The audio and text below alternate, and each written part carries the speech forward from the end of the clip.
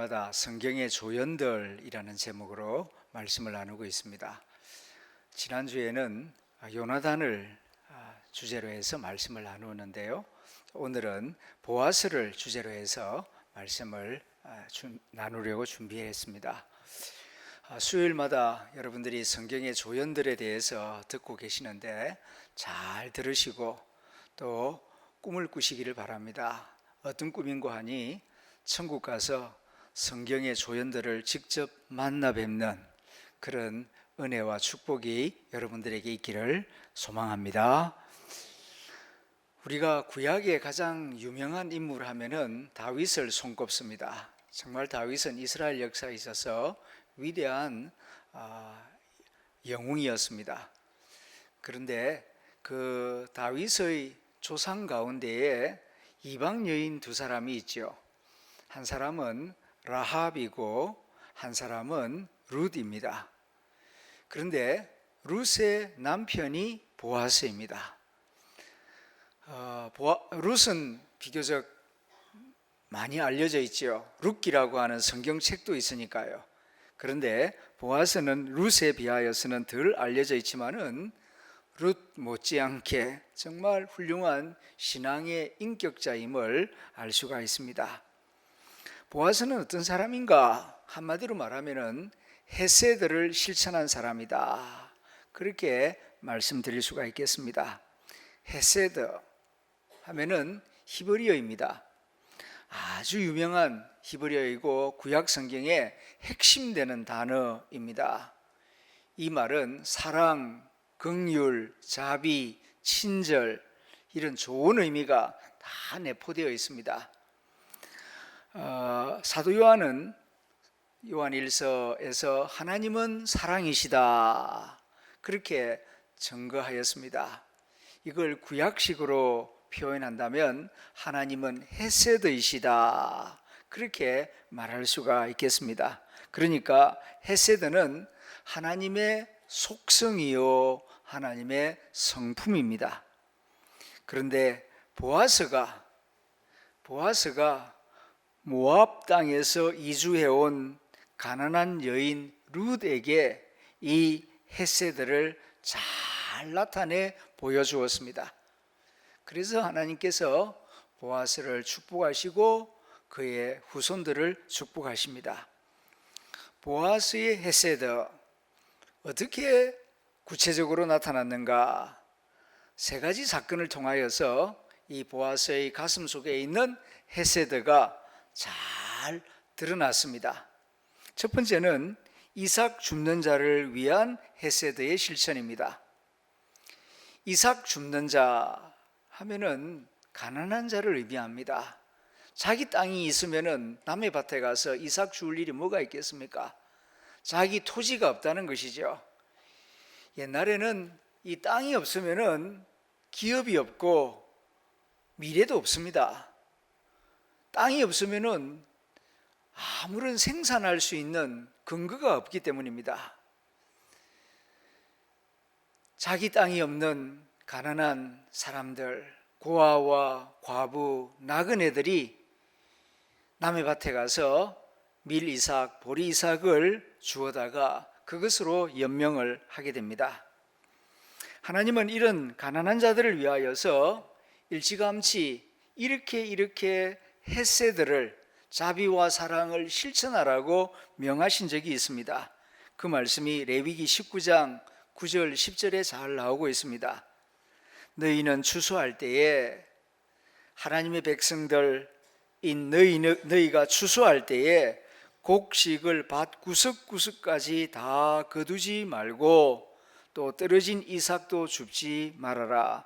그것은 가난한 자들과 나그네를 위하여 남겨두어야 한다. 하나님께서 그렇게 가난한 자들, 약자들을 위하여서 배려해 주셨습니다.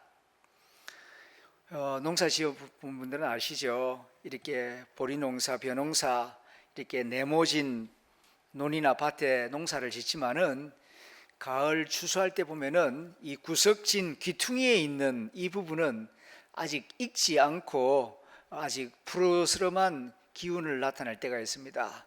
그거는 이제 배지를 않지요. 다음에 익으면은 베리라 그렇게 생각을 하는데, 하나님은 잘 익은 그 가운데 부분만 네가 가지고 기퉁이에 있는 그 안 익은 거는 다시 와서 베지 마라. 그냥 놔둬라.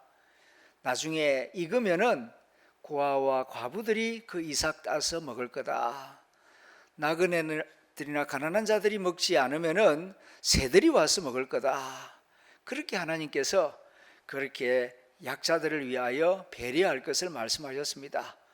또 단을 묶어 가지고 이렇게 추수를 하는데 중간에 흘리는 게 있지 않습니까?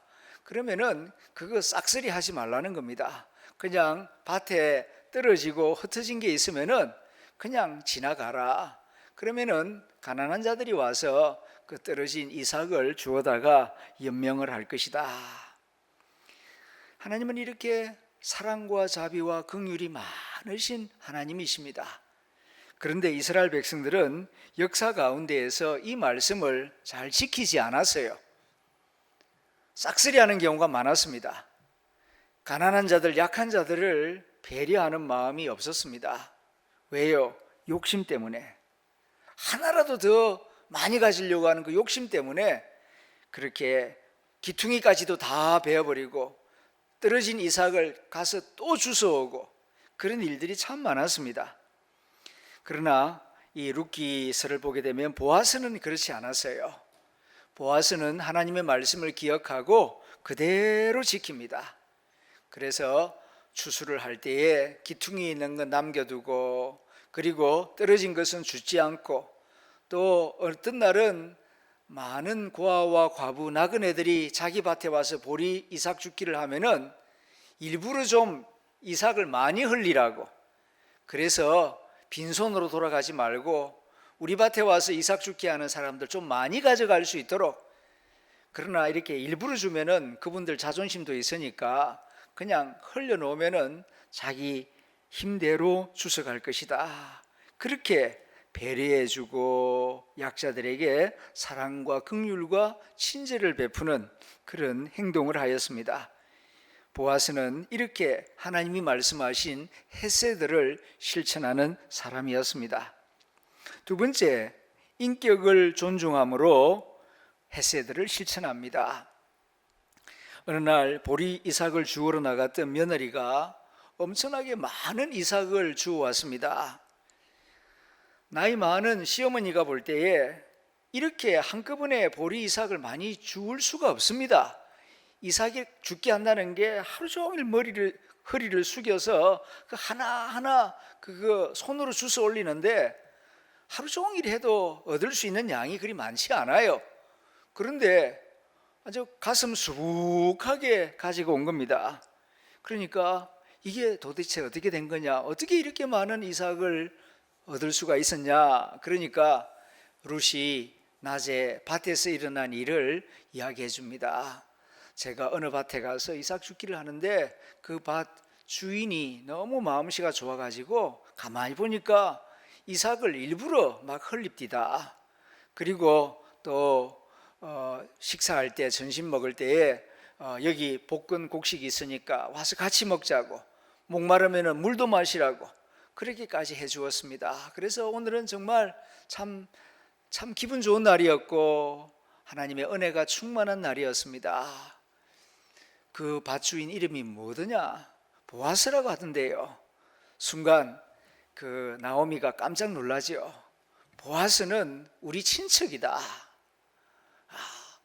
그 가만히 알아보니까 보아스가 아직 나이가 들었는데 장가를 가지 않고 있습니다. 그러니까 이 시어머니가 며느리를 재혼시키려고 이제 작전을 짜지 않습니까?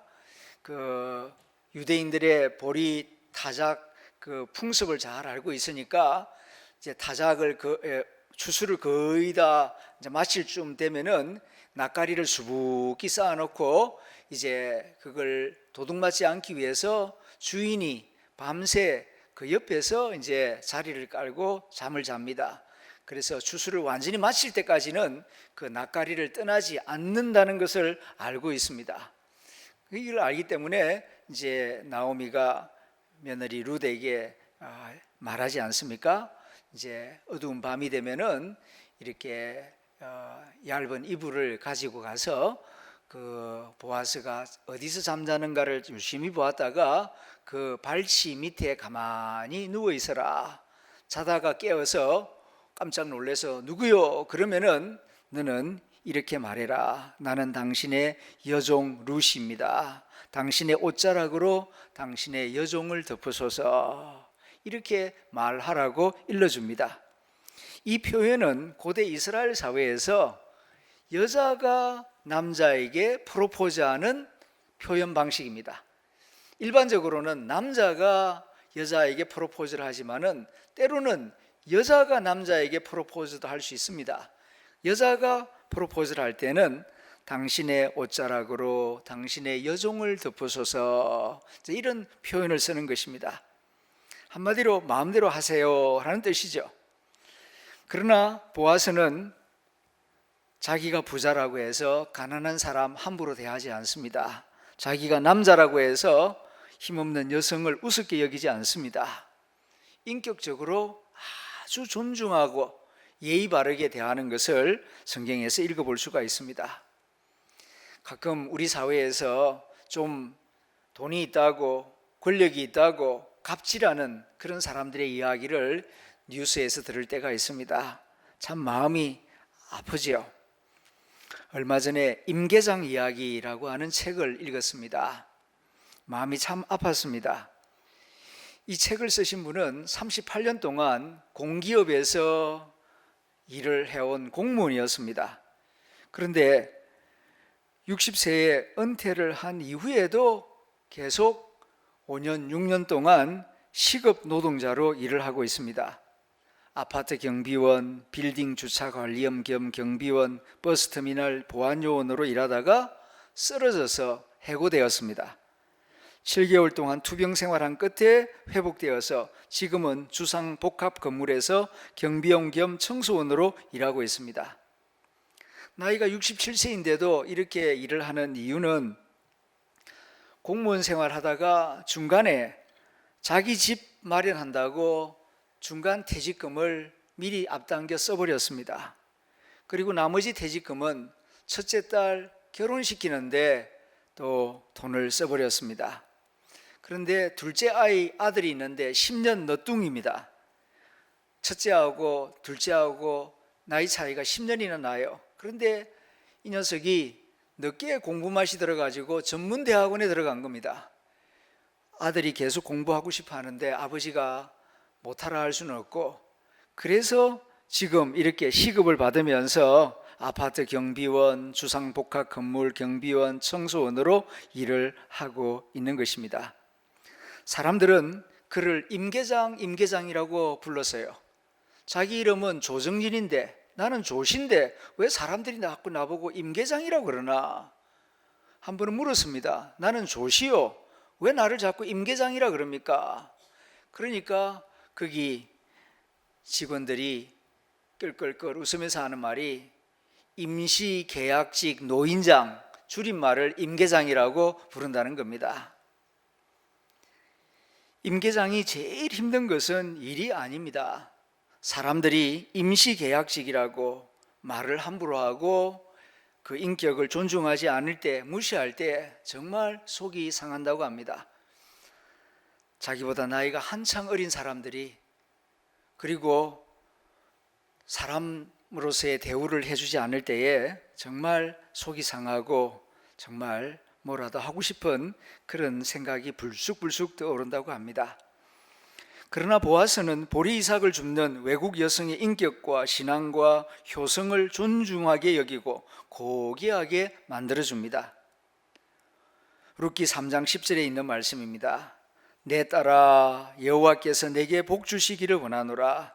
네가 가난하건 부하건 젊은 자를 따르지 아니하였으니 내가 베푼 인애가 처음보다 나중이 더하도다. 너도 젊은 여자라서 왜 그런 생각이 없었겠냐? 그러나 나이 많은 그 시어머니를 외국에까지 와서 보리 이삭 줍기를 통해서 섬기려고 하는 너의 그 갸륵한 마음, 고귀한 마음을 나는 너무너무 귀하게 생각한다. 이런 말로 이런 마음으로 칭찬을 하고 있는 것입니다. 보아스는 룻을 욕정의 대상으로 보지 않았습니다. 고귀한 하나님의 딸로 보았습니다. 고아와 과부, 나그네를 존중하고 사랑하였습니다.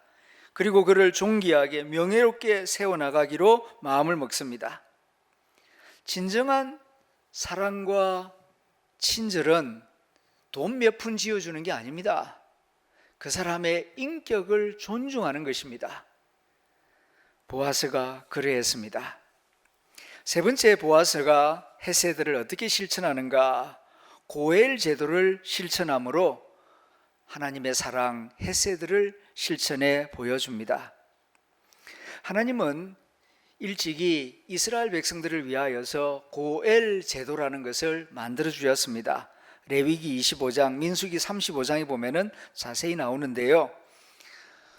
남편이 없는 자녀, 아내, 그리고 자녀가 없는 외로운 과부들을 위하여서 이 제도를 만들어 주었습니다. 사람이 살다 보면은 뜻하지 않은 재난을 당하여서 가족을 잃어버리는 경우가 들어 있습니다. 고대 사회에서는 이런 일이 더 많았습니다. 전쟁으로 인하여서, 질병으로 인하여서, 기근으로 인하여서, 기타 재난으로 인하여서 조상들이 물려준 그 소중한 땅을 팔 수밖에 없는 그런 입장에 놓일 때가 있는 것입니다. 그럴 때에 가장 가까운 친족이 책임감을 가지고 도움의 손길을 베풀어야 한다. 이방인에게, 모르는 사람에게 땅이 팔려가면은 그 땅을 다시 되찾아올 수가 없다. 그러면은 이스라엘 민족은 뿔뿔이 흩어지게 된다. 그러므로 부득불 땅을 팔 수밖에 없다 할지라도 그 땅을 가까운 친척이나 형제에게 팔도록 해야지 생판 모르는 이방인에게 팔도록 내버려 두어서는 안 된다. 그런 뜻으로 고엘 제도를 만들어 주신 것입니다. 그래서 내가 고엘이 되겠다. 그렇게 하면은 세 가지 책무를 지게 됩니다. 첫 번째는 과부가 팔려고 하는 땅을 사줘야 돼요. 두 번째로는 땅을 샀지만은 내 이름으로 등기하는 게 아니고 죽은 남편의 이름으로 등기를 해줘야 됩니다. 세 번째, 이제 그 과부와 결혼을 해서 자식을 낳으면은 그 자식의 성은 내 성을 따르는 게 아니고 죽은 아버지의 성을 따라서 그 성을 이어받게 해서 가문을 이어가도록 해주어야 하는 것입니다. 그러니까 땅을 사준 입장에서는 손해가 좀 많겠죠. 그러니까 이걸 알면서도 안 하는 경우가 많았습니다. 그런데 보아스는 나오미와 룻을 위하여 내가 고엘이 되어주겠다, 내가 기업 물을 자가 되어주겠다라고 결심을 합니다. 그러나 아무리 선한 결심이라고 해도 절차를 밟지 않으면 그게 명예롭지가 않아요. 그래서 오늘 우리가 이 룻기서 4장을 읽었는데 이제 날을 잡아서 사람들이 많이 모이는 그 성문 입구에 서서 이제 제일 가까운 친척, 나오미의 제일 가까운 친척이 이 보아스보다 더 가까운 친척이 있다는 걸 알고 지나가는 그 친척을 불러 세우죠. 그래서 나오미가 남편도 죽고 두 아들도 죽고 이렇게 과부가 되었고 며느리하고 사는데 그 땅은 지금 여기 베들레헴에 남아있지 않느냐. 그러니까 당신이 고엘이 되어주겠느냐. 그러니까 처음에는 되겠다 그래 놓고는 고엘이 되면은 그 다음 따르는 책무가 있다는 거 너 알지? 그러니까 안 하겠다 말을 바꿔버리는 겁니다. 그러니까 그러면은 안 하겠다는 징표로 신발을 벗어라, 확실하게 해라. 그래서 신발을 벗어서 나는 고엘이 되지 않겠다 선언을 하니까 보아스가 그러면은 내가 고엘이 되겠다 하고 많은 사람들이 모인 그 성문 입구에서 선포를 합니다. 그렇게 하여서 큰 위기에 빠져있던 나오미와 룻을 구해낼 뿐만 아니라 소망의 씨앗을 만들어줍니다. 보아스는 이렇게 자비와 긍휼과 친절을 베푸는 참으로 귀한 사람이었습니다. 보아스가 룻에게 어떻게 하여, 룻은 유대인 여자가 아닙니다. 모압 여자입니다. 이방 여인에게 어떻게 이렇게까지 헤세드를 베풀어야 하겠다는 결심을 했을까요? 여기에는 신앙적인 이유도 있고 인간적인 이유도 있는 것 같습니다. 첫째는 나이가 많고 가난한 시어머니를 위하여 희생하고 사랑하고 효성을 다하는 그 젊은 여인 룻을 보고 보아스가 큰 감동을 받았기 때문이라고 생각이 됩니다. 또 한 가지 이유는 보아스 자신이 호녀라이기 때문입니다. 성경을 자세히 보면은 보아스의 어머니가 누구인지를 알 수가 있습니다. 보아스의 어머니는 가나안 땅 기생 라합입니다.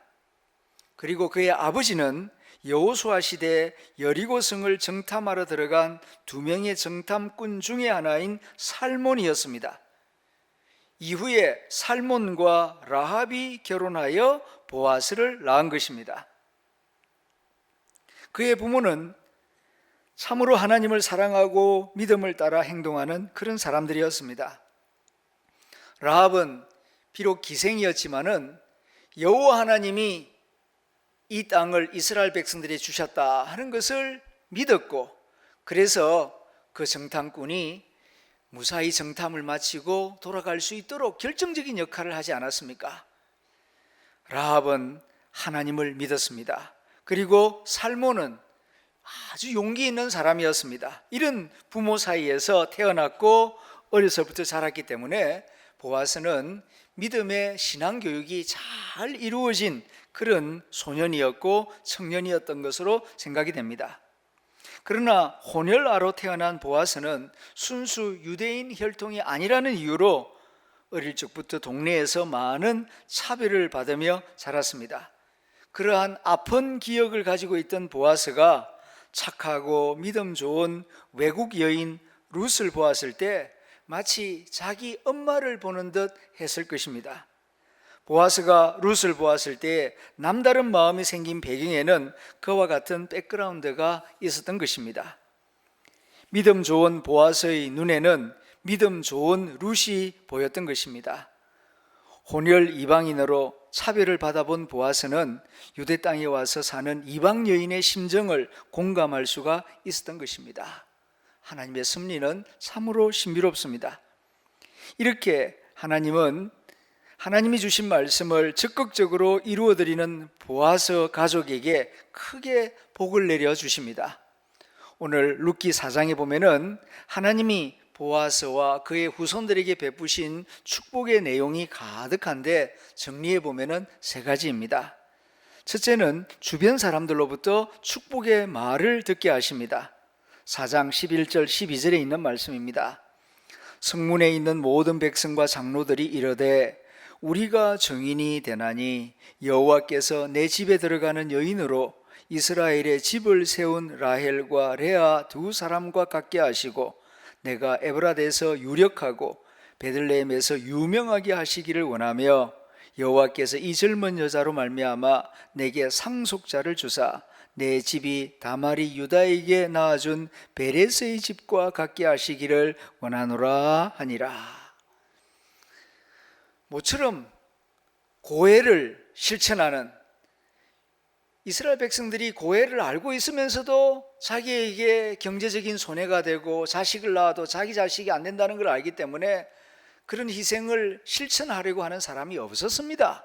그런데 보아스가 내가 그 고헬이 되어주겠다 이렇게 선언하는 모습을 볼 때에 그 성문에 모인 유대인 남자들이 너무너무 참 존경스럽고 너무너무 아름답고 고귀한 그 모습에 이와 같이 축복을 해주고 있는 것입니다. 내 집안을 하나님께서 복되게 해주시기를 원하노라 하고 주변 사람들이 이 보아스와 룻을 축복해 주었다는 말씀입니다. 두 번째로는 임신했을 때 동네 여인들로부터 위로와 축복의 말을 듣게 하십니다. 4장 14절 15절 말씀입니다. 여인들이 나오미에게 이르되 찬송할지로다 여호와께서 오늘 내게 기업 물을 자가 없게 하지 아니하셨도다. 이 아이의 이름이 이스라엘 중에 유명하게 되기를 원하노라. 이는 내 생명의 회복자이며 내 노년의 봉양자라. 곧 너를 사랑하며 7 아들보다 귀한 내 며느리가 낳은 자로다 하니라. 나오미를 위로하고 또 그 후손들을 동네 여인들이 축복해 줍니다. 세 번째로는 하나님이 그 가문과 후손들에게 복을 내려 주십니다. 4장 16절 17절 말씀을 제가 읽어봅니다. 나오미가 아기를 받아 품에 안고 그의 양육자가 되니 그의 이웃 여인들이 그에게 이름을 지어주되 나오미에게 아들이 태어났다 하여 그의 이름을 오벳이라 하였는데 그는 다윗의 아버지인 이새의 아버지였더라. 아멘. 보아스가 오벳을 낳고 오벳이 이새를 낳고 이새가 다윗을 낳고 다윗은 이스라엘을 크게 만드는 위대한 왕이 되고 또 다윗의 후손 가운데에서 우리 주 예수님이 태어나게 되는 것입니다. 하나님께서 사무엘상 2장 30절에서 이런 말씀을 하십니다. 나를 존중히 여기는 자를 내가 존중히 여기고 나를 멸시하는 자를 내가 경밀히 여기리라. 하나님을 존중하는 마음으로 하나님의 말씀을 내 삶 가운데에서 실천해 나가면은 하나님께서 그를 존중히 여기겠다고, 천지 만물을 창조하신 하나님이 그를 존중히 여기겠다고 약속하고 있습니다. 그 약속이 보아스의 가문에 이루어진 것입니다. 이제 말씀을 맺습니다. 한국 교회 여성들이 가장 좋아하는 성경 인물이 누구인가 물어보면 단연코 보아스입니다. 기혼 여성들은 사윗감으로 보아스 같은 인물을 찾고요, 미혼 여성들은 남편감으로 보아스를 찾습니다. 그도 그럴 것이 성경을 자세히 보면 보아스는 이스라엘의 유력한 자요, 그러니까 큰 부자요, 또 친절한 남자입니다. 그래서 많은 여성들이 나의 보아스는 어디에 있나요? 어느 밭에 가면 어느 밭에 가서 이삭 줍기를 해야 보아스를 만날 수 있나요? 그런 질문을 할 때가 있습니다. 그러나 이미 보아스는 보고 있습니다. 어디에서 무엇을 하든지 보아스는 보고 있습니다. 중요한 것은 내 마음입니다. 내가 룻과 같은 마음, 나오미와 같은 마음을 가지고 그 일을 하고 있는가? 그러면은 하나님의 사람이 분명히 보고 있을 것이고 때가 되면은 만나게 하실 줄로 믿습니다. 이스라엘 백성들은 하나님의 말씀을 듣고서도 적극적으로 실천하지 않았습니다. 추수할 때에 싹쓸이 하지 마라, 이삭을 남겨두라 그랬는데 욕심에 따라서 이삭을 남겨두지 않는 경우가 많았고, 고아와 과부들을 불쌍히 여겨라 그랬는데 고아와 과부들을 불쌍히 여기면은 내 것이 축난다고 생각해서 보고도 못 본 채 하는 경우가 많았습니다. 고해를 실천하라 들었고 알고 있으면서도 실천하지 않았습니다. 그러나 보아스는 하나님의 말씀을 자기 삶 속에서 적극적으로 실천하였습니다. 조금 손해를 보면 손해보지 뭐, 그런 마음으로 자비를 베풀고 친절을 베풀고 사랑을 실천했습니다. 그러할 때에 하늘에 계신 하나님께서 보아스를 다 지켜보고 계셨고 그의 가정과 자손들에게 큰 은혜와 복을 내려주신 것입니다. 그의 후손 가운데에서 다윗 왕이 태어나게 하시고 예수 그리스도가 이 땅에 오시는 통로로 삼으셨습니다. 세상이 아무리 삭막해지고 각박해진다 해도 사랑과 자비와 긍휼을 베푸는 사람을 하나님은 귀하게 보시고 그와 그 자손에게 복을 내려주십니다. 보아스와 그 후손을 축복하신 하나님이 믿음과 사랑으로 살아가는 성도들에게도 복을 내려주실 줄로 믿습니다. 기도하겠습니다.